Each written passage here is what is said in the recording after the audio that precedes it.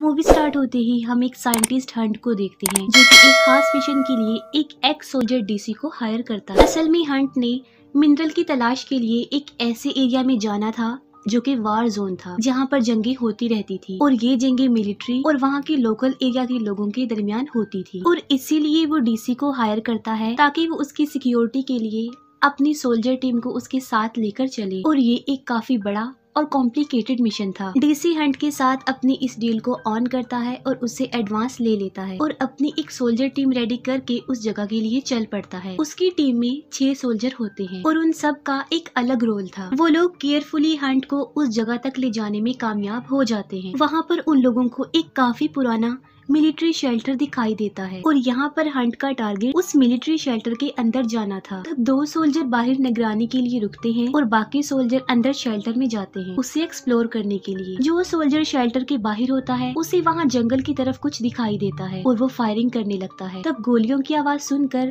बाकी सोल्जर्स भी शेल्टर से बाहर आ जाते हैं, लेकिन उन्हें वहाँ पर कोई भी दिखाई नहीं देता। अचानक से उन्हें रेडियो पर एक तेज फ्रिक्वेंसी सुनाई देने लगती है जिससे वो डिस्टर्ब हो जाते हैं। तब एक सोल्जर रेडियो ऑफ करने की कोशिश करता है लेकिन उसके शोल्डर पे गोली लग जाती है और वो इंजर्ड हो जाता है। डीसी एक सोल्जर को जंगल की तरफ चेक करने के लिए भेजता है और एक दूसरा सोल्जर इंजर्ड सोल्जर के कंधे से गोली निकालता है। जंगल से वो सोल्जर वापस आकर बताता है कि वहाँ पर किसी चीज का कोई नामो निशान नहीं है। तब डीसी 2 सोल्जर्स को वहीं पर निगरानी करने के लिए छोड़ता है और बाकी सब फिर से शेल्टर के अंदर जाकर उसे एक्सप्लोर करने लगते हैं। शेल्टर में उन्हें एक जनरेटर मिलता है जिसे हंट ऑन कर लेता है। दूसरी तरफ 2 सोल्जर एक ऐसे रूम में पहुंचते हैं जहां पर बहुत सारे आदमियों की डेड बॉडीज पड़ी हुई थी और देखते ही देखते उन डेड बॉडीज में से एक हाथ बाहर आता है और वो चिल्ला चिल्ला कर डीसी को बुला लेते हैं। डेड बॉडीज के बीच में से उन्हें एक आदमी मिलता है जो कि जिंदा था, लेकिन वो कोई भी रिस्पांस नहीं कर रहा था। उसे देखकर साफ लग रहा था कि वो किसी गहरे सदमे में, वो काफी शॉक्ड नजर आ रहा था। आगे जाकर उन लोगों को पता चलता है कि वो मिलिट्री शेल्टर असल में नॉजिस यानी 6 सोल्जर्स का है और यहाँ पर वो नॉजिस सोल्जर्स आम इंसानों पर बहुत ही खतरनाक किस्म के एक्सपेरिमेंट्स किया करते थे। तब हंट से पूछा जाता है कि क्या उसकी रिसर्च का इस सब से कोई कनेक्शन तो नहीं है, जिस पर वो साफ इनकार कर देता है। अब क्योंकि डीसी को इस काम करने के पैसे मिले थे और इसलिए वो इस बात में ज्यादा इंटरेस्ट नहीं लेता और इस बात को इग्नोर करता है। एक सोल्जर उस आदमी को एक रूम में ले जाकर बैठा देता है और उस पर नजर रखता है। दूसरी तरफ हंट एक ऐसे रूम में जाता है जहाँ पर एक काफी पुरानी और काफी बड़ी मशीन पड़ी हुई थी और यहाँ पर हमें ये पता चलता है कि असल में उसके यहाँ आने का मकसद सिर्फ वो मशीन है, यानी वो इस मशीन की तलाश में ही यहाँ पर आया है। वो किसी एसोसिएशन के लिए काम किया करता था जिन्हें वो सारी रिपोर्ट्स प्रोवाइड कर रहा था। वो सोल्जर उस आदमी से बुलवाने की काफी कोशिश करता है लेकिन वो कुछ भी नहीं बोलता और चुप ही रहता है। उस सोल्जर के हाथ से एक कॉइन नीचे गिर जाता है और जब वो उसे उठाने की कोशिश करता है तब वो दिखता है कि उस आदमी के पीछे कोई खड़ा हुआ है। तब वो जल्दी से अपनी गन उठाता है लेकिन उस आदमी के पीछे वहाँ पर कोई भी नहीं होता और इतनी ही देर में वहाँ पर डीसी भी आ जाता है और उस सोल्जर को वो रेडियो रिपेयर करने के लिए रेडियो रूम में भेज देता है। हंट जो कि अपने काम में बिजी होता है और वो ऐसा फील करता है जैसे उसके पीछे कोई खड़ा हुआ है और जब वो टर्न करके देखता है तो वहाँ पर कोई भी नहीं होता। घबराहट के आलम में वो वहाँ से बाहर जाने की कोशिश करता है लेकिन किसी ने बाहर से डोर लॉक कर दिया था। तब उसे एक बार फिर से अपने पीछे किसी की प्रेजेंस का एहसास होता है और दोबारा से मुड़कर देखने पर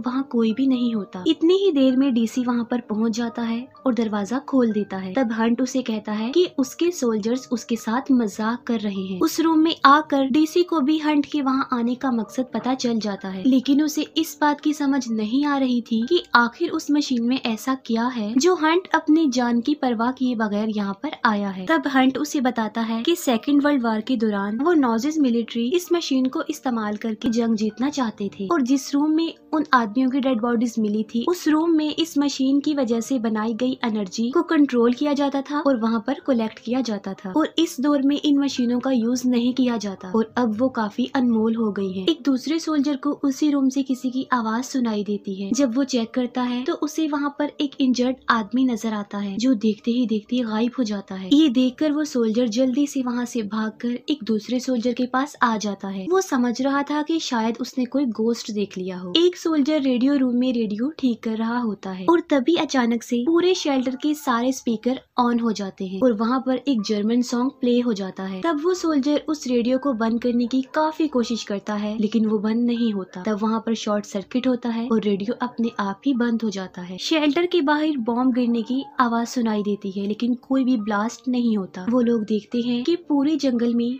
रोशनी ही रोशनी फैल चुकी है और लाइट में बहुत सारे लोग भी खड़े हुए नजर आ रहे थे और वो सब सोल्जर्स उन लोगों पर अंधाधुंध फायरिंग करने लगते हैं लेकिन उन खड़े हुए लोगों में एक आदमी भी वो नहीं मार पाते। और तभी अचानक से तेज हवा चलने लगती है और वहाँ पर फिर से अंधेरा छा जाता है। वो नोटिस करते हैं कि उनका एक सोल्जर वहाँ से गायब है और उसकी जगह पर एक आयरन क्रॉस पड़ा हुआ है। ये देखकर वो काफी हैरान हो जाते हैं कि आखिर ऐसा क्यों हो रहा है, ये सब कुछ कौन कर रहा है, क्योंकि वो आयरन क्रॉस नाजी सोल्जर्स के पास था। एक सोल्जर डीसी को एक बुलेट दिखाता है। वो बुलेट काफी पुरानी और वेस्ट हो गई थी, अब किसी काम की नहीं थी और उस गोली से फायर करना इम्पॉसिबल था क्योंकि अगर कोई ऐसा करता तो वो उसी को मार डालती जिसने वो गोली चलानी थी। इन सब चीजों से वो काफी परेशान हो जाते हैं और तंग आकर डीसी उस आदमी को गन पॉइंट कर देता है और तब वो आदमी पहली मर्तबा मूवमेंट करके उसकी तरफ देखता है। फिर डीसी हंट के पास जाता है। हंट उसे प्रोजेक्टर पर एक मूवी दिखाता है। तब उन्हें पता चलता है कि नॉजिस मिलिट्री इस मशीन का यूज करके मुर्दों को जिंदा करने की कोशिश कर रही थी, यानी वो रियलिटी से खेलने की कोशिश कर रहे थे और वो एक ऐसी फौज बनाना चाहते थे जो कभी भी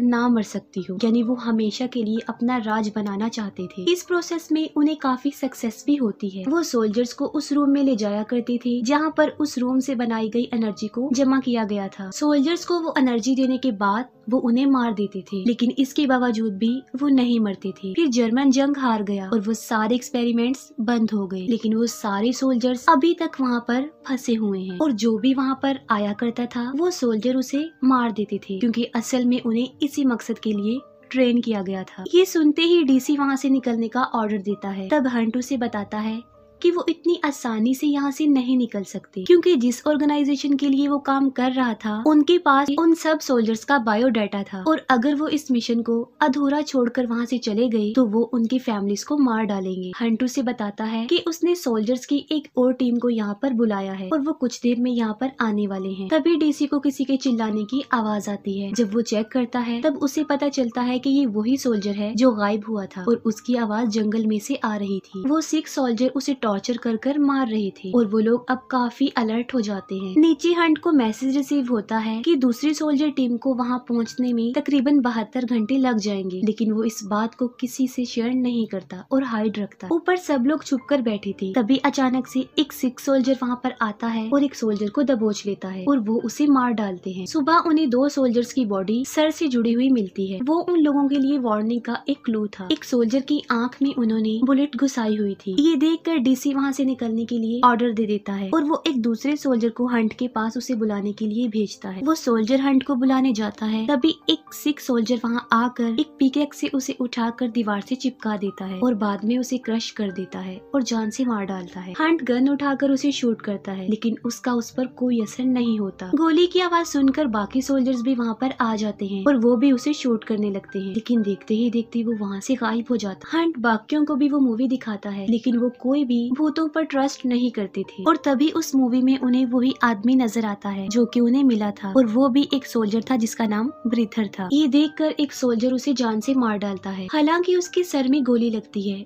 लेकिन फिर भी वो नहीं मरता। अचानक से लाइट ऑफ हो जाती है और ब्रीथर उस सोल्जर को लेकर वहाँ से गायब हो जाता है। वो सब बाहर जाकर देखते हैं तब उन्हें उनका पार्टनर सोल्जर मरा हुआ मिलता है और उसके ऊपर 4 लिखा हुआ था, यानी उन नॉजिस ने उस सोल्जर को रिप्लाई किया था कि अब वो 4 रह गए हैं। उन लोगों को अंदाजा हो चुका था कि वो कितनी बड़ी मुसीबत में फंस चुके हैं और अब वहाँ से निकलने के लिए कोई रास्ता नहीं बचा। तब वो उस मशीन को यूज कर उन नॉजिस मिलिट्री को उस ट्रैप में फंसाने का प्लान बनाते हैं। वो लोग अपनी सारी तैयारी कर लेते हैं। हंट उस मशीन को रिपेयर करके उसे इस्तेमाल के काबिल बना देता है। एक बार फिर से जंगल में चारों तरफ रोशनी छा जाती है और वो 6 सोल्जर्स वहाँ पर पहुँच जाते हैं और इस बार उनके साथ उनका लीडर यानी वही आदमी ब्रीथर भी था। नॉजिस आगे बढ़ने लगते हैं और वो उन पर फायरिंग शुरू कर देते हैं लेकिन गोलियों का उन पर कोई असर नहीं होता। नॉजिस बिल्कुल उस शेल्टर के पास आ गए थे। वो सोल्जर शेल्टर के अंदर चले जाते हैं और उनके पीछे पीछे वो नॉजेस भी चले जाते हैं। वो उन नॉजेस को अपने पीछे लगाकर उस मशीन तक लाने में कामयाब हो जाते हैं, लेकिन इस कोशिश के दौरान उनका एक और सोल्जर मारा जाता है। फिर सर्वाइवर सोल्जर किसी तरह उन नॉजेस को मशीन के पास ले आते हैं और हंट मशीन ऑन कर देता है। उस मशीन से एक एनर्जी वेव निकलती है जिससे सारे नॉजेस बेजान हो जाते हैं। वो लोग अपनी इस स्ट्रगल से खुश हो जाते हैं, लेकिन तभी वहाँ पर शॉर्ट सर्किट हो जाता है और वो मशीन ऑफ हो जाती है। मशीन के बंद होते ही वो सारे नॉजेस फिर से एक्टिव हो जाते हैं और एक सोल्जर को पकड़ के वो मार डालते हैं। डीसी हंट के साथ एक रूम में घुसकर खुद को लॉक कर लेता है, लेकिन वो अब काफी इंजर्ड हो चुका था। हंट उसे वेंटिलेशन पाइप के जरिए वहाँ से बाहर निकलने के लिए कहता है, लेकिन वो चल नहीं सकता था और यही वजह है कि वो हंट को जाने देता है और खुद उन नॉजेल सोल्जर्स का मुकाबला करता है, लेकिन वो भी मारा जाता है। दूसरी तरफ हंट पाइप के जरिए डेड बॉडीज वाले रूम तक पहुंच जाता है, लेकिन वहां पर ब्रीथर उसका पहले से ही वेट कर रहा था और हंट भी मारा जाता है। दूसरी सोल्जर टीम भी वहां पर पहुंच जाती है और उन लोगों के साथ भी वही होता है जो उनसे पहले आने वाले सोल्जर्स के साथ हो चुका था और उनकी डेथ के साथ ही ये मूवी यहीं पर एंड हो जाती है।